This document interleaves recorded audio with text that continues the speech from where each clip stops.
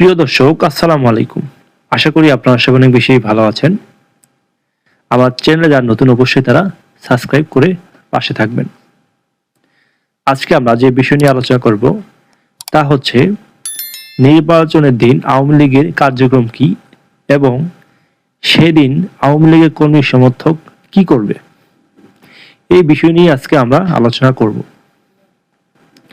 আপনারা জানেন 2026 সালের 12 ফেব্রুয়ারি ত্রয়োদশ জাতীয় সংসদ নির্বাচন অনুষ্ঠিত হচ্ছে। বাংলাদেশের ইতিহাসে এই প্রথমবার আওয়ামী লীগকে ব্যতীত আওয়ামী লীগ ছাড়া এইবারই প্রথম নির্বাচন হচ্ছে বাংলাদেশের স্বাধীনতা হওয়ার পর থেকে। প্রিয় দর্শক, দুর্ভাগ্যবশত 2026 সালে যে নির্বাচন হচ্ছে সেখানে আওয়ামী লীগ অংশগ্রহণ করতে পারছে না। এটি আওয়ামী লীগ এবং বাংলাদেশের ইতিহাসে একটি লজ্জাজনক অবস্থান। প্রিয় দর্শক, আপনারা জানেন ত্রয়োদশ জাতীয় সংসদ নির্বাচন 2026 সালে অনুষ্ঠিত হচ্ছে 12 ফেব্রুয়ারি। সেই দিন আওয়ামী লীগের যে কর্মী সমর্থক রয়েছে, আওয়ামী লীগের বিশাল বড় ভোট ব্যাংক রয়েছে, সর্বনিম্ন 30%, যেটি একদম অনেকেই মনে করছে যে এটি সর্বনিম্ন, এবং সর্বোচ্চ হচ্ছে প্রায় 40% আওয়ামী লীগের ভোটার রয়েছে। এই 40% ভোটার এবং সর্বনিম্ন 30% ভোটার যে রয়েছে আওয়ামী লীগের, তারা সেদিন কি করবে সেটি কিন্তু অনেকের মনে প্রশ্ন রয়েছে। আওয়ামী লীগের বিশাল বড় ভোট ব্যাংক কোন পক্ষে যাবে এটিও কিন্তু অনেক লড়াই করছে অন্যান্য যে দল রয়েছে, বিএনপি, জামাত, জাতীয় পার্টি সহ অনেকেই। এর মধ্যে অনেকে মনে করেন আওয়ামী লীগের যে ভোটার রয়েছে তারা ভোট দিতে যাবে না, এবং যদি কিছু সংখ্যক ভোটার যায় তাহলে তারা জামাত এবং জাতীয় পার্টিকে ভোট দিবে, এমনটা কিন্তু অনেকেই মনে করছে।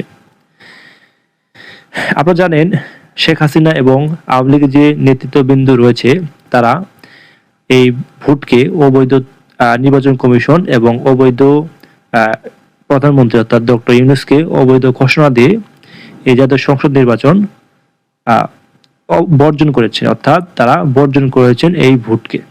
তারা নিরপেক্ষ এবং তত্ত্বাবধায়ক সরকারের অধীনে নির্বাচন করার জন্য আবেদন করেছিল আওয়ামী লীগ।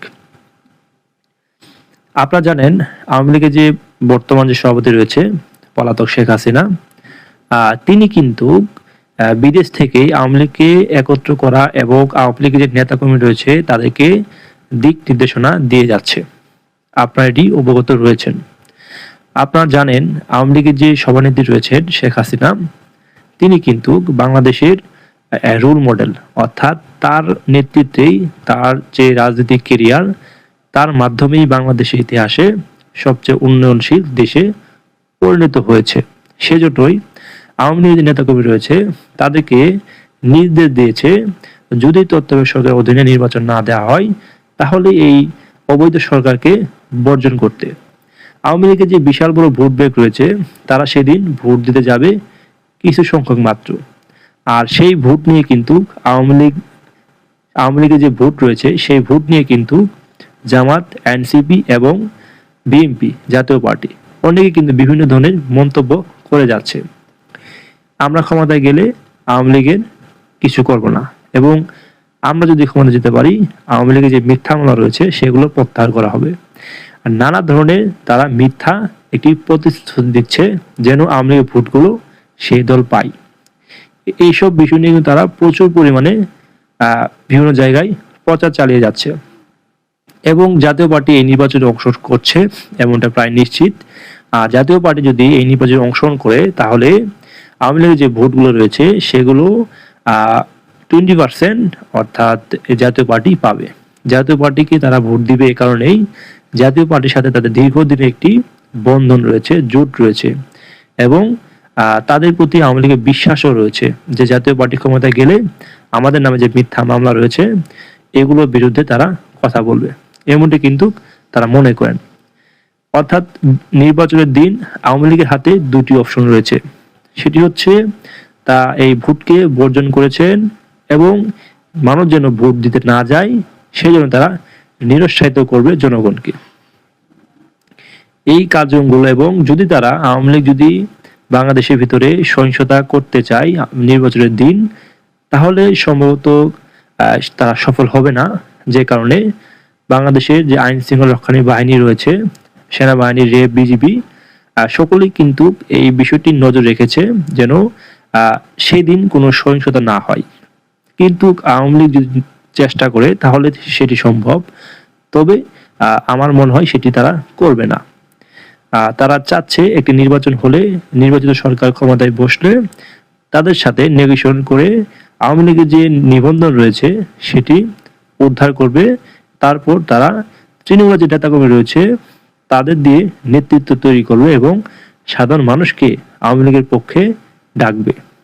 এমনটি তারা করতে পারে এবং তারা চাচ্ছে নির্বাচন হয়ে গেলে তাদের জন্য অনেক ভালো।